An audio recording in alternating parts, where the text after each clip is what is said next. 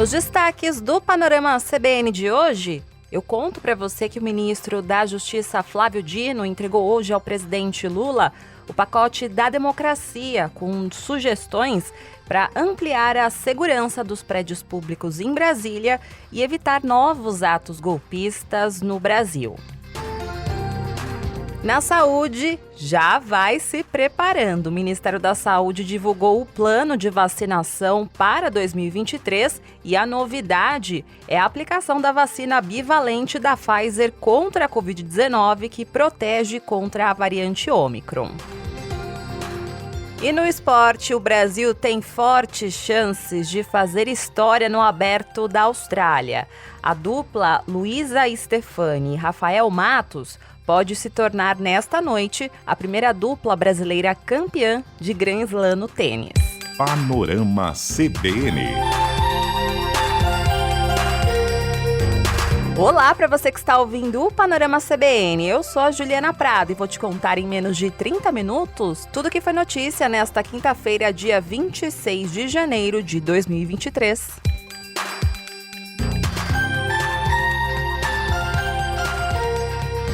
E eu vou começar esse episódio trazendo uma ótima notícia para a gente ficar com aquela energia lá em cima. E atenção, prepare o seu bracinho aí, porque vem mais uma dose da vacina contra a Covid-19. Hoje o Ministério da Saúde divulgou o plano de vacinação para 2023 com novidades. Dessa vez, o Ministério vai oferecer a aplicação da vacina bivalente da Pfizer contra a Covid-19. E o que é essa vacina bivalente, né? Ela é uma vacina chamada de segunda geração, porque ela foi atualizada e protege contra a variante Ômicron, que é a mais predominante no Brasil neste momento. E a ideia do Ministério da Saúde é dar início à campanha contra a Covid-19 no dia 27 de fevereiro. E como é que vai funcionar essa campanha? É tipo a vacinação da gripe que acontece todo ano. Então, nesta primeira etapa, devem ser contemplados com esse reforço imunossuprimidos, pessoas com mais de 70 anos, indígenas, ribeirinhos e quilombolas. Depois, vai ser a vez de pessoas a partir de 60 anos a 69, grávidas, mulheres que acabaram de dar à luz e profissionais de saúde.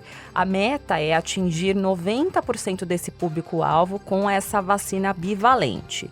E aí, depois, o Ministério da Saúde deve atualizar o calendário da campanha para outros grupos. E presta atenção aqui nessa orientação. Mesmo quem já tomou as 4 doses, deve tomar essa vacina atualizada, porque ela protege contra a cepa original do coronavírus e das subvariantes da Ômicron. Como eu falei, esses imunizantes são considerados de segunda geração porque são mais potentes e foram elaborados para oferecer uma proteção extra contra a Ômicron e as suas subvariantes. Essa nova versão foi aprovada pela Anvisa em novembro do ano passado. E outra informação importante é que, para tomar essa vacina bivalente, é recomendado ter tomado pelo menos 2 doses da vacina monovalente, ou seja, as vacinas contra a Covid-19 que estão disponíveis desde o início da vacinação contra a doença aqui no Brasil. Até por isso que o Ministério da Saúde busca aumentar aí a cobertura vacinal nos outros públicos com essa vacina monovalente. Segundo o diretor do Departamento de Imunizações do Ministério da Saúde, Éder Gatti, em fevereiro vai ter início também uma campanha de conscientização sobre a confiança das vacinas. Nossa população ela foi exposta a um discurso negacionista, a um comportamento negacionista por parte das autoridades, e isso levou a uma queda de confiança da nossa população, queda de confiança nas nossas vacinas, coisa que nós conquistamos nas últimas décadas. Então, nos últimos 4 anos foi frontalmente atacada a confiança da nossa população às vacinas. Nós encontramos um cenário de pleno desabastecimento de vacinas importantes. A campanha de conscientização vai ser voltada para a população e também para profissionais de saúde. O Ministério da Saúde quer mostrar a importância não só das vacinas da Covid-19, como também de outras. que estão com baixas coberturas, como da pólio e de sarampo. A ministra da Saúde, Nízia Trindade, disse que, além dos grupos prioritários, o Ministério também quer intensificar a campanha de vacinação infantil. E para colocar esse plano em prática, o Ministério garantiu já para fevereiro a antecipação de vacina contra a Covid-19 para o público infantil. Esse calendário também está sendo trabalhado e ele vai poder ser divulgado novamente com essa reposição dos estoques. Faremos ações de vacinação nas escolas como uma das estratégias e combinaremos múltiplas estratégias para que possamos dar essa proteção, porque a baixa cobertura vacinal das crianças, ela não se coloca apenas para a Covid-19, infelizmente ela está em cerca de 40%, por exemplo, para sarampo e poliomielite, um dos índices mais baixos da nossa história desde que o Programa Nacional de Imunização começou. Hoje também o Ministério da Saúde confirmou o repasse de 600 milhões de reais para que estados e municípios realizem mutirões de cirurgias eletivas, exames e consultas. Esse repasse vai ser feito com base na população de cada estado e do município que acionar o Ministério da Saúde. Inicialmente, 200 milhões de reais vão estar disponíveis para a realização de cirurgias eletivas, ou seja, aquelas que não são urgentes. E esse repasse para reduzir as filas no SUS é uma promessa de campanha do presidente Lula. E também uma das prioridades que foram anunciadas pela ministra Nízia Trindade para esses 100 primeiros dias de gestão. Então, por isso que houve aí um anúncio para tentar recuperar o tempo perdido. Agora eu vou atualizar você sobre os desdobramentos dos atos golpistas do dia 8 de janeiro. Hoje o Supremo Tribunal Federal informou que vai incluir imagens que mostram o recuo de policiais militares do Distrito Federal diante de bolsonaristas radicais no inquérito que apura a responsabilidade de autoridades nos atos golpistas. Só um parênteses aqui, a Natália Furtado contou para você na edição da Manhã do Panorama CBN de hoje o conteúdo desta imagens, então vale a pena conferir. E essa ação que eu contei para você, que o Supremo vai incluir as imagens, apura se houve omissão de figuras como o governador afastado do Distrito Federal, Ibanez Rocha, e o ex-secretário de Segurança Pública, Anderson Torres.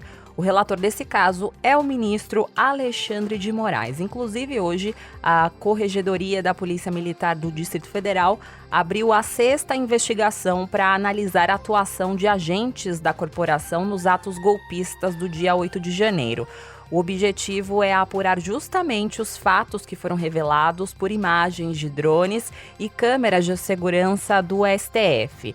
O interventor da Segurança Pública no Distrito Federal, Ricardo Capelli, disse que os vídeos sugerem falhas graves no planejamento e na execução do plano para conter os golpistas. Ele disse ainda que a investigação vai separar o joio do trigo da corporação e que a lei vai ser cumprida. E ainda falando sobre esse assunto, hoje o ministro da Justiça e Segurança Pública, Flávio Dino, disse que o interventor na área de segurança pública do DF, Ricardo Capelli, vai entregar amanhã um relatório ao ministro Alexandre de Moraes com um diagnóstico das informações que foram levantadas sobre o que aconteceu em Brasília antes e depois dos atos golpistas do dia 8. E Flávio Dino, hoje, ele deu um spoiler do conteúdo desse relatório. Ouve só. Esse relatório, que será oferecido pelo interventor Ricardo Capelli, vai narrar todos os fatos que levaram aos eventos do dia 8 de janeiro.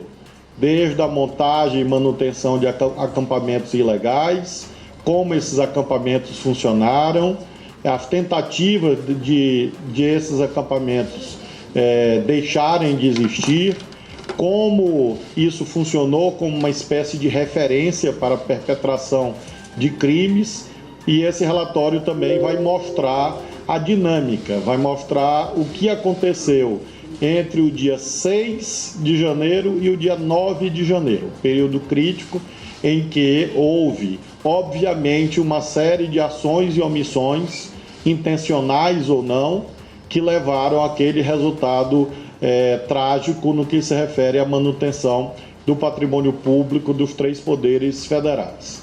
Esse passo a passo, ou essa remontagem dos fatos, vai revelar que houve problemas de planejamento e houve problemas na execução daquilo que já havia sido mal planejado. Na execução, também nós identificamos uma série de movimentos que ampliaram a lesividade das condutas dos terroristas em relação ao patrimônio público, que foi, naquele dia, alvo de vandalismo e destruição.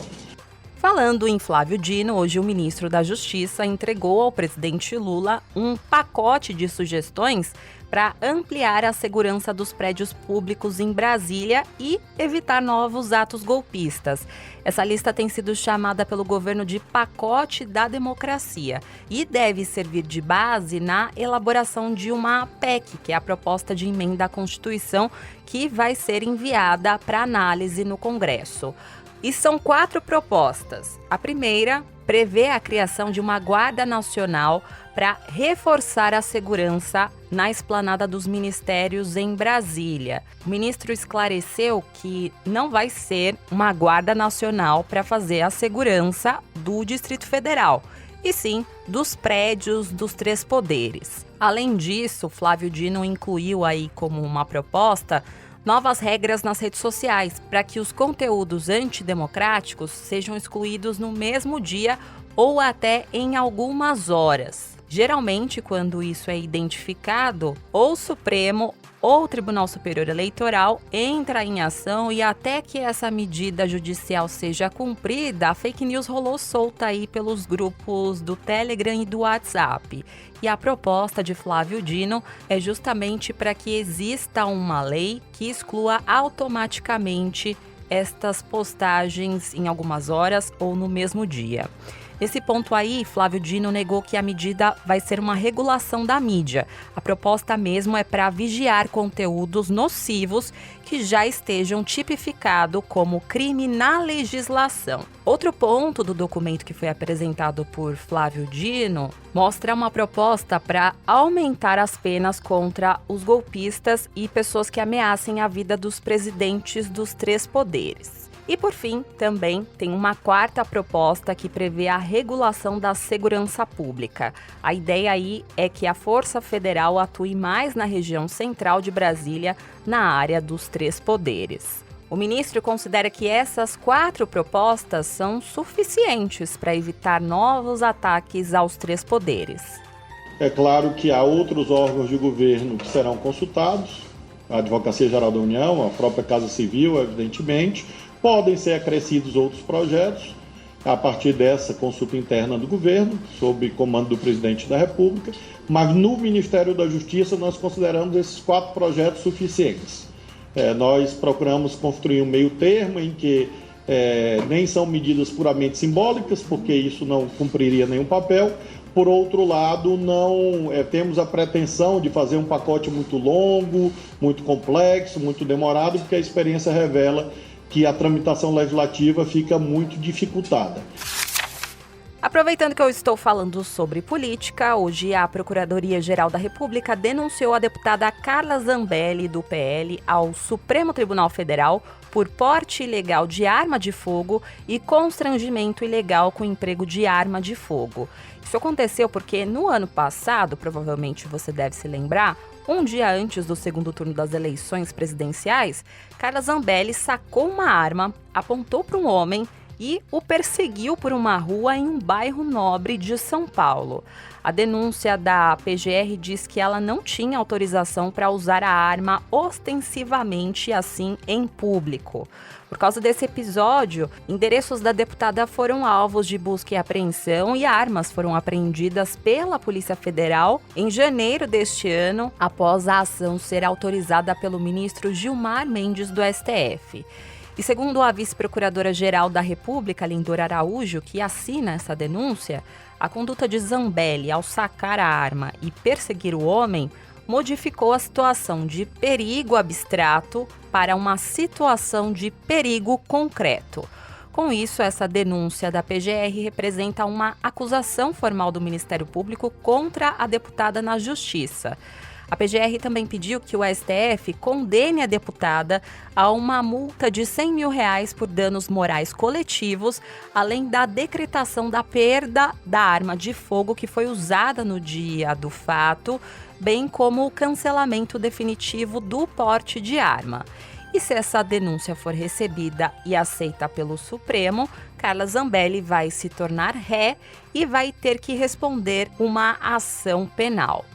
Em nota, a deputada Carla Zambelli disse que a defesa dela vai ser apresentada no prazo legal e que no decorrer do processo vai demonstrar quem foi a vítima e o verdadeiro agressor no caso.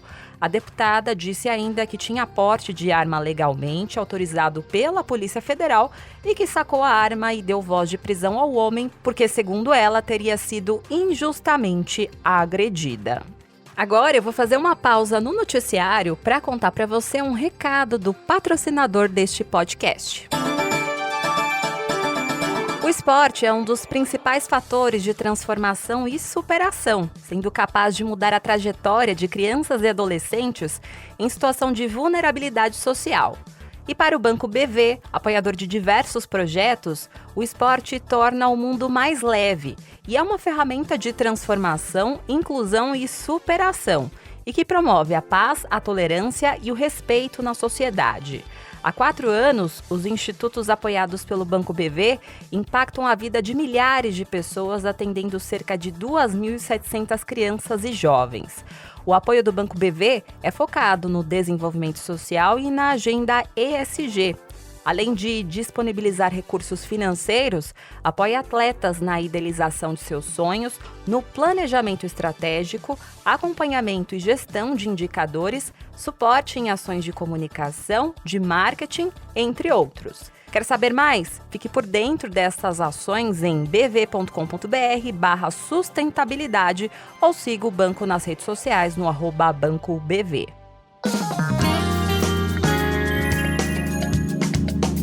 Voltando ao noticiário, na economia, o Conselho de Administração da Petrobras aprovou hoje por unanimidade o nome do senador Jean Paul Prats, do PT, para a presidência da estatal. Ele foi indicado pelo presidente Lula após o antecessor, Caio Paz de Andrade, renunciar ao cargo e ser substituído provisoriamente por um diretor. Segundo regras aí da Petrobras, em caso de renúncia, o Conselho de Administração pode aprovar um nome interinamente para comandar a empresa. E foi justamente o que aconteceu hoje com a aprovação de Jean Paul Prats. Mas o nome dele só vai ser confirmado mesmo, de fato, em abril, quando a Assembleia de Acionistas deve analisar o nome dele para ser presidente da Petrobras. E se os acionistas escolherem Jean Paul Prats para comandar a estatal, o governo Lula vai providenciar a mudança dos membros do Conselho de Administração da Petrobras para alterar a estratégia da empresa. O objetivo é ter maioria no conselho para alterar também a composição da diretoria da empresa e implementar uma nova estratégia da política de preços da Petrobras que garanta uma lucratividade à empresa e, ao mesmo tempo, incentivar a indústria brasileira. Só que o empresariado brasileiro teme uma intervenção do governo Lula na Petrobras que possa gerar prejuízos para a empresa e para o mercado de óleo e gás no país. Mas Jean Paul Prats já sinalizou que não vai ter qualquer tipo de intervenção do governo federal na administração da empresa. Então, veremos aí. E aproveitando que eu estou aqui na economia, vou contar para você como foi o fechamento do mercado financeiro hoje. A Bolsa de Valores de São Paulo encerrou o dia de hoje em baixa de 0,02% aos 114.244 pontos.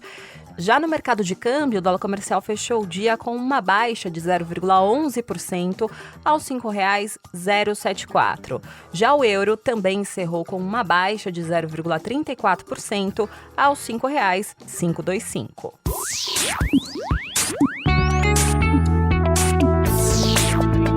Trilha de tecnologia, porque tem uma novidade no Zap. O WhatsApp começou a liberar hoje no Brasil o recurso Comunidades, que permite organizar vários grupos em estruturas maiores e enviar mensagens para até 5.000 pessoas.